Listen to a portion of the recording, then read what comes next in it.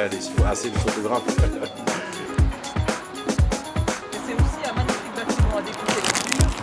Très important pour nous. Un magnifique bâtiment religieux, son quart d'or, qu'on promène aussi ses cendres, qui se trouve dans la chapelle.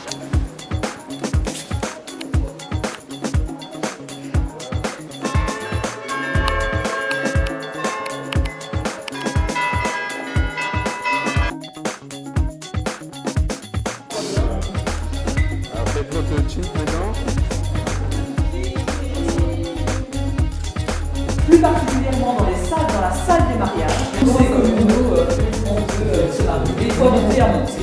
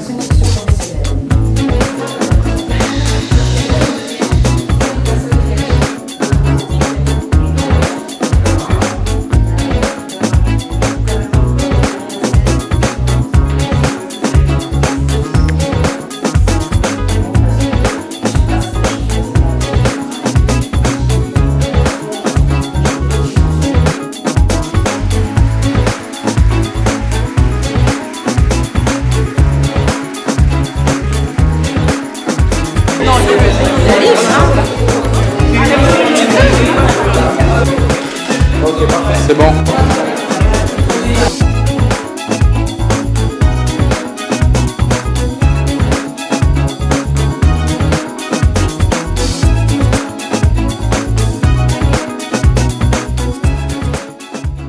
L'APDF, pour moi, c'est une association qui travaille au développement de la femme, à la promotion de la femme.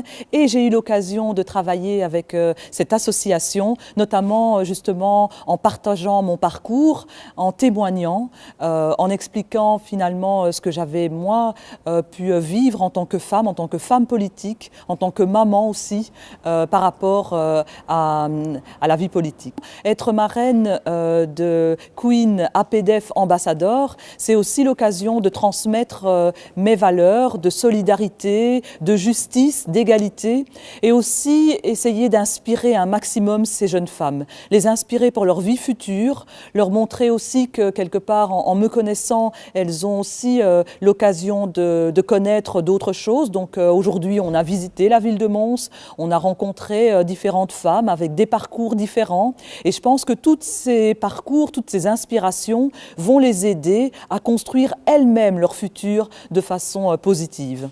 On le sait, on le dit, beaucoup d'organisations, d'associations le disent également, qu'il y a beaucoup de violences qui sont faites contre les femmes, il y a beaucoup de discrimination et on sait également que chaque minute, il y a une femme qui subit une violence ou une discrimination. Qu'est-ce que vous, en tant que député, vous faites concrètement pour lutter, pour que cette question du genre soit vraiment un problème national belge ? Eh bien, très concrètement, en tant qu'élue au niveau wallon, et au niveau de la Fédération Wallonie-Bruxelles, je porte des projets qui sont vraiment axés sur la promotion de la femme.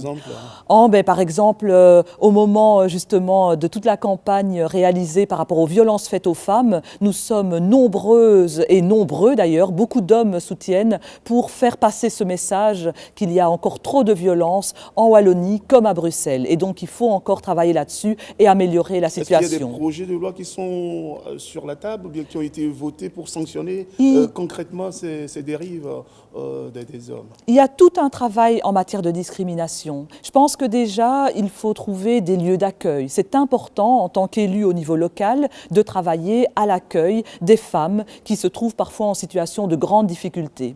C'est important aussi de les entourer lorsqu'elles sont dans des situations de précarité. Et puis, après, c'est important de les entourer pour développer un projet de vie et un projet de vie qui soit vraiment positif. Donc, ça veut dire faire en sorte qu'elles puissent retrouver confiance en elles-mêmes, travailler aussi sur l'estime de soi, et tout cela passe pour moi par énormément de travail en termes de développement personnel. Je crois beaucoup à ces outils-là, et donc j'y travaille au niveau local et au niveau de la région aussi.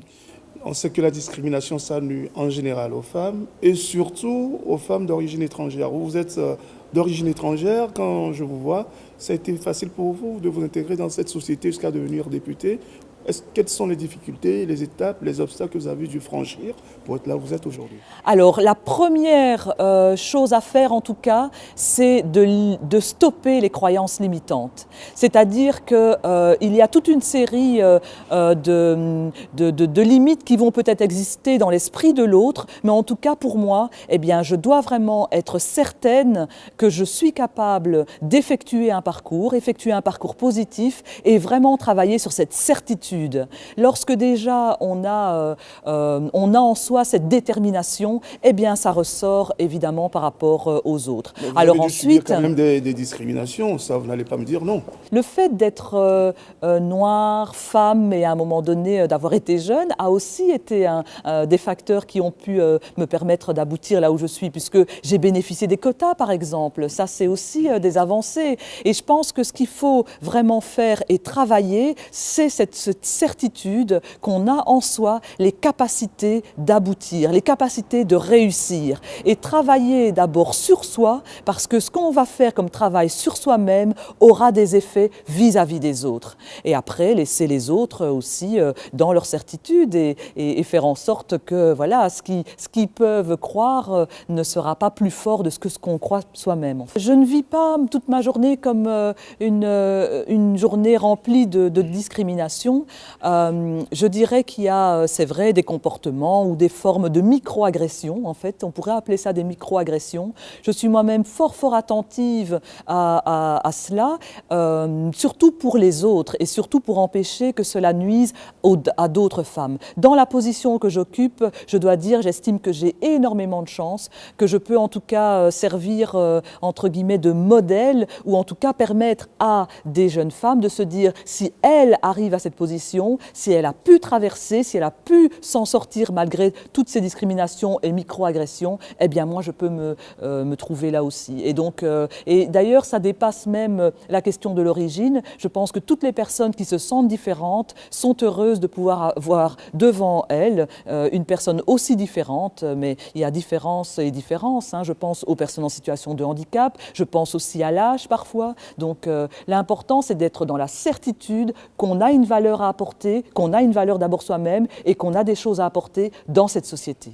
Alors, avant de terminer sur l'APDF, on sait que les personnes d'origine africaine, de communautés africaines, souffrent d'une discrimination liée à l'embauche, au logement. Est-ce que vous avez des projets pour structurer tout ça, pour qu'il y ait vraiment une égalité parfaite, pour que la diaspora ne soit pas regardée avec un autre regard par rapport aux personnes belges? Bien sûr, donc j'ai déposé des propositions et des textes sur la discrimination à l'embauche. En effet, j'ai aussi déposé des textes relatifs à la discrimination au logement, parce que cela existe encore tous les jours, et je continuerai à travailler vraiment pour empêcher ces discriminations. Et ce que je veux avant tout, c'est montrer à quel point la diaspora, et notamment la diaspora africaine, apporte des choses positives dans ce pays. Je pense qu'on a tous énormément de richesses en nous-mêmes et qu'on doit apprendre simplement à vivre ensemble, à reconnaître dans l'autre une valeur importante qui va aider sa propre valeur, et donc pouvoir vraiment mener des projets qui fassent que tout le monde se sente bien ensemble. Alors demain c'est l'apothéose de l'élection qu'une APDF ambassadeur. Qu'est-ce que vous avez déjà envie de dire à celles qui ne seront pas élues? Leur dire qu'elles ont déjà participé à quelque chose de formidable, leur dire aussi qu'elles ont pour moi toutes et vraiment toutes gagné. Elles ont déjà gagné en termes de facilité à aller vers l'autre, en termes de capacité à se présenter, à se mettre en représentation. Et pour moi, elles ont déjà quelque part, oui, tout gagné.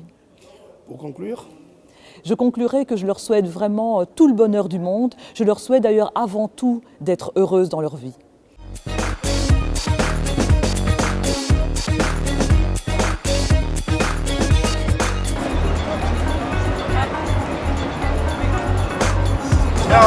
Depuis un